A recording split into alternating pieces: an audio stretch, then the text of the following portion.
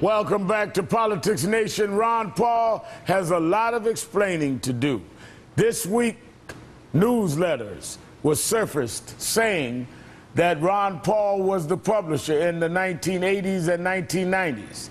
And after they were unearthed, we found they were filled with racist and bigoted rhetoric.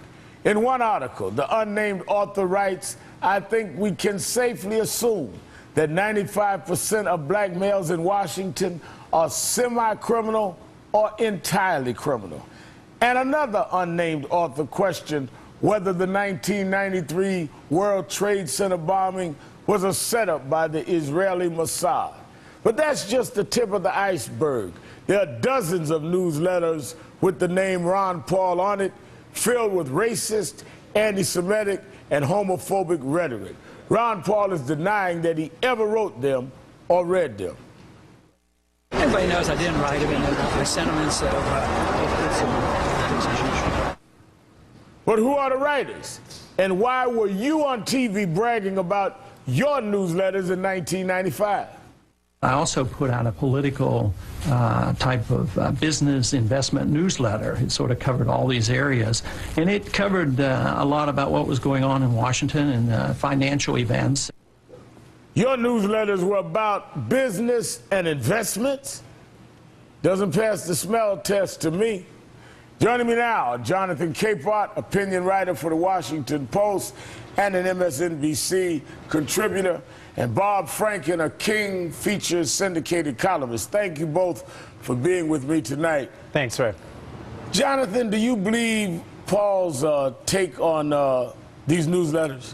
No, I don't. The interview he gave yesterday where he pulled off his mic and said, you know, I didn't write them, somebody else wrote them, I disavow them, I've answered these questions, now let's move on.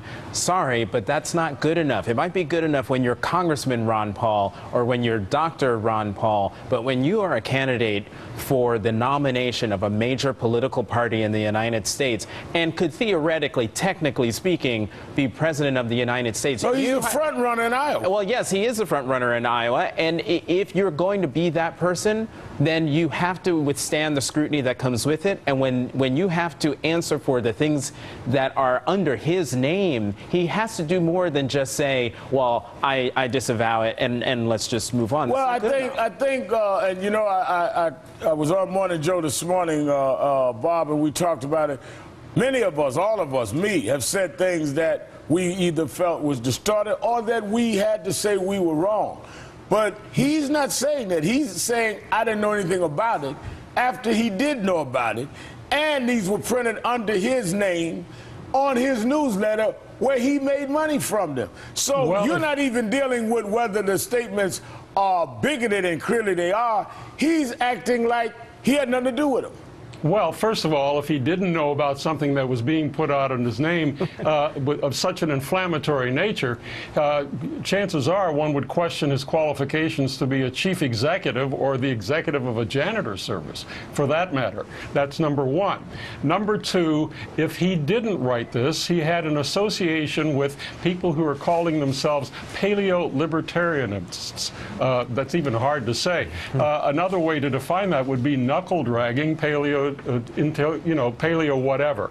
The point is that they were expressing views that are like at the dredges of the libertarian movement. They are disavowed even by people who are libertarians in the mainstream, if there is such a thing. And the fact that Ron Paul would even be associated with these people then and now raises questions about whether he is socially up to this time in history. Now, Jonathan, 2 points here. Let me show some of what was on these newsletters, because it's not just one or two slip of the tongues in 30 years. This is like some of the most ugly things you could think of. He wrote, order was only restored in L.A., this is after the riots, when it came time for blacks to pick up their welfare checks.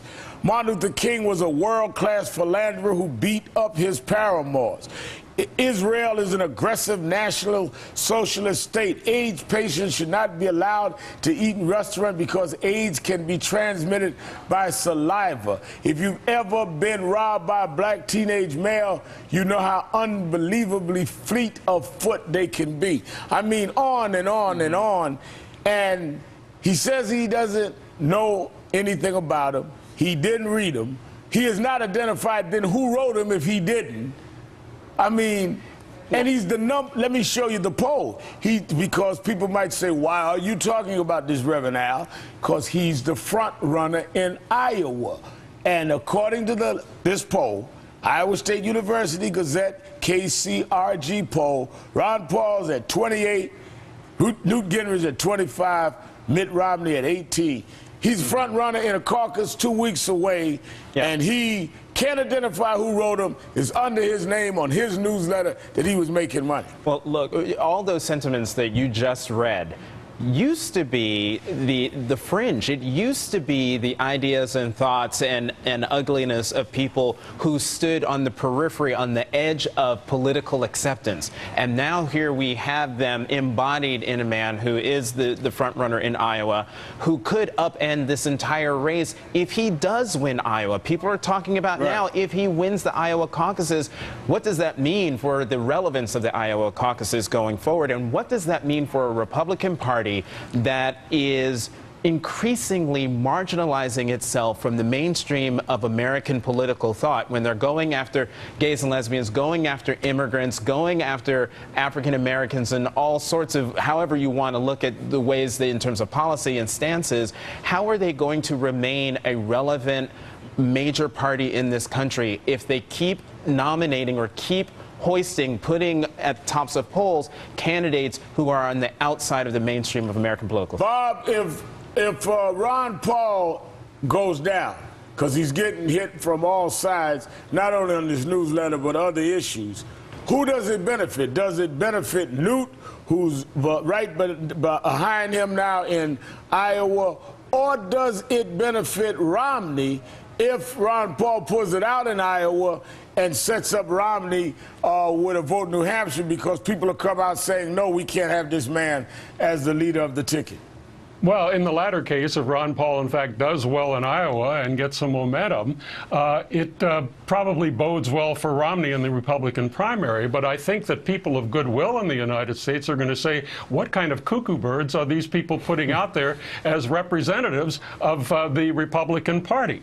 We're talking now about racism, flat-out racism. Right now, these days, Ron Paul gussies up his point of view by saying he's just really against any involvement by the federal government. Well, and I'm getting an Al Sharpton territory here, that was the argument that the states' writers made when they were trying to maintain segregation in the 1950s in the South. And it was the argument that the slave owners made when they were fighting the Civil War against the North. They called it an argument about states' rights. It was an argument about maintaining slavery. Unfortunately, apparently, some Americans haven't come much further than that. Well, Bob, you said it well.